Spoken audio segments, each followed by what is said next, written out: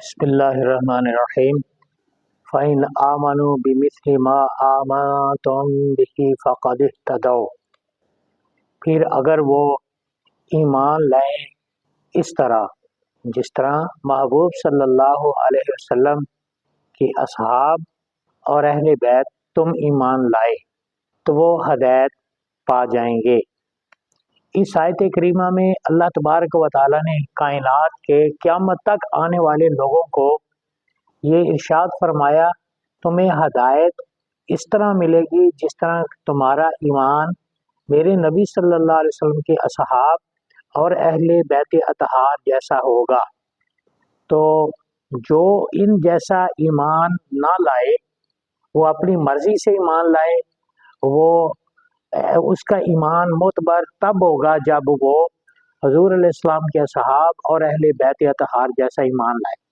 تو حضور علیہ السلام کی اہل بیت تمام نبیوں کی اہل بیت سے افضل ہے۔ حضور علیہ السلام کی اہل بیت تمام رسولوں کی اہل بیت سے افضل ہے۔ حضور علیہ السلام کے صحابہ کرام تمام نبیوں کے اصحاب سے افضل اعلیٰ ہیں۔ جو نبی نہیں ہے ان سے حضور علیہ السلام کے صحابہ افضل ہے۔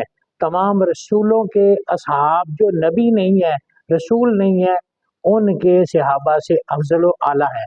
امت کا اس بات پر اتفاق ہے کہ اس امت میں حضور علیہ السلام کے بعد سب سے اعلیٰ درجہ حضرت ابوبکر صدیق رضی اللہ تعالی عنہ کا ہے۔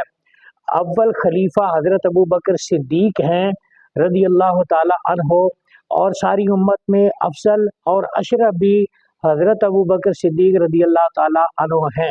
جو حضرت ابوبکر صدیق رضی اللہ تعالی عنہ پر کسی اور کو فضیلت دے، اس کا اہل سنت و جماعت سے کوئی تعلق نہیں ہے۔ ہم حضور علیہ السلام کے اصحاب کے بھی تابع دار ہیں، حضور علیہ وسلم کی اہل بیت اطہار کے بھی تابع دار ہیں۔ اگر آپ دیکھیں کہ کوئی کسی بھی صحابی پر طعن و تشنیع کرتا ہے تو اس کا اہل سنت سے کوئی تعلق نہیں ہے۔